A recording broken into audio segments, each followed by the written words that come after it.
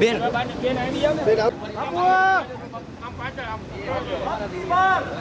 આગામી લોકસભાની ચૂંટણીના પડઘમ જ્યારે વાગી રહ્યા છે ત્યારે નરેન્દ્રભાઈ ફરી વખત ત્રીજી વખત વિજેતા થઈ અને દેશની ધુરા સંભાળવાના છે અને એક ઐતિહાસિક જીત સાથે હેટ્રિક સર્જવાના છે ત્યારે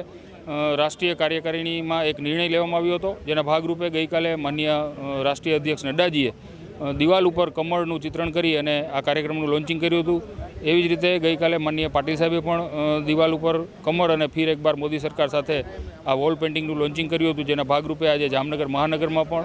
સમગ્ર ગુજરાતના તમામ જિલ્લા મહાનગરની જેમ 2 વાગ્યે આ વોલ પેઇન્ટિંગનું લોન્ચિંગ કરવામાં આવ્યું હતું। ત્યારે આ તબક્કે પ્રદર્શન ગ્રાઉન્ડ ખાતે માનનીય ધારાસભ્ય શ્રી દિવ્યેશભાઈ, માનનીય ધારાસભ્ય શ્રી રીવાબા, માનનીય મેયર શ્રી વિનોદભાઈ, તમામ પદાધિકારીઓ, સંગઠનના અને ચૂંટાયેલા સૌ હોદ્દેદારોએ સાથે મળી અને આ વોલ પેઇન્ટિંગનું લોન્ચિંગ કરવામાં આવ્યું હતું। આગામી દિવસોમાં